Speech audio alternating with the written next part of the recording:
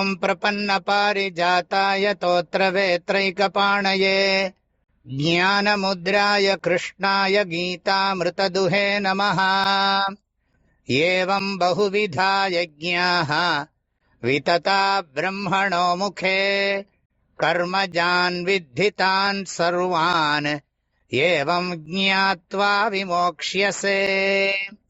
பகவான் ஸ்ரீகிருஷ்ணர் 12 வகையான யஜ்ஞத்தை உபதேசம் பண்ணி இந்த யஜ்ஞத்தினுடைய பிரயோஜனத்தை சொன்னார். யார் இந்த யஜ்ஞத்தை அனுஷ்டிக்கிறானோ, யஜ்ஞத்தை அனுஷ்டிச்சித்த பிறகு தான் தன்னுடைய க்ஷேமத்துக்காக சாப்பிட்றானோ அவனுக்கு கிடைக்கக்கூடிய பிரயோஜனம் சித்தசுத்தி வழியா ஞான பிராப்தி மோட்சம்னு சொன்னார். இந்த ஸ்லோகத்தில் சொல்றார், ஏவம் பகுவிதா யஜ்ஞாஹா. இந்த மாதிரி நிறைய விதமான யஜ்ஞங்கள், இந்த 12 யஜ்ஞம் மாத்திரம் இல்ல, பல்வேறு வகையான யஜ்ஞங்கள் பிரம்மணஹா முகே விததாஹா. பிரம்மணஹான்னு சொன்னா வேதத்தினுடைய அர்த்தம்.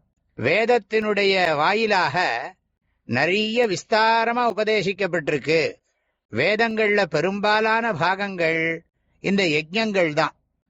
ஆகவே வேதங்கள்ல இந்த மாதிரி யஜ்ஞங்கள் விசேஷமா நிறைய உபதேசம் பண்ணப்பட்டிருக்கு. அதுல சாரமா எடுத்துத்தான் இந்த 12 யஜ்ஞத்தை நான் இங்க உனக்கு உபதேசம் பண்ணியிருக்கேன். ஆனா ஒரு சூக்ஷ்மம் அதுல இருந்து புரிஞ்சுக்கோ. கர்மஜான் வித்தி தான் சர்வான். இந்த யஜ்ஞம் எல்லாம் கர்ம ரூபமானது. வாச்சிக்கம், காய்கம், மானசம், இந்த மாதிரி கர்ம ரூபமானது. கர்மாவுக்கு பரிச்சின்னத்துவம் இருக்கு, லிமிட்டேஷன் இருக்கு. அதுக்கு தட்சணை கொடுக்கணும், வாத்தியார் இருக்கணும், இந்த மாதிரி ரித்விக்குகள்லாம் இருந்து பண்ணணும். இந்த கர்மாவும் பரிச்சின்னமா இருக்கு, கர்ம பலமும் பரிச்சின்னம். ஆகையினால அபரிச்சின்னமான பூர்ணத்துவமான மோட்சம்ங்கிறது பரிச்சின்னமான கர்மத்தினால கிடைக்காது அப்படிங்கிறத புரிஞ்சுக்கோங்கிறார். தான் சர்வான் கர்மஜான் வித்தி. அதெல்லாம் கர்மத்திலிருந்து உற்பத்தியாகிற பலன்கள், அது அனித்தியமானதுன்னு அர்த்தம். ஏவம் ஜ்ஞாத்வா, இவ்வாறு தெரிந்து கொண்டு, விமோக்ஷசே, விடுபடுவாயாக.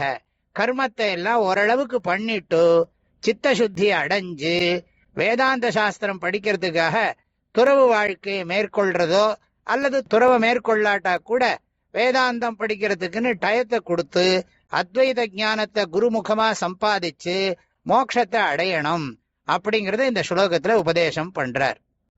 ஏவம் பகுவிதா யஜ்ஞாஹ விததா பிரம்மணோ முகே கர்மஜான் வித்திதான் சர்வான் ஏவம் ஜ்ஞாத்வா விமோக்ஷ்யசே. எல்லோருக்கும் பரிபூர்ணமான ஆசீர்வாதங்கள், மனமார்ந்த நல்வாழ்த்துக்கள். ஹரி ஓம்.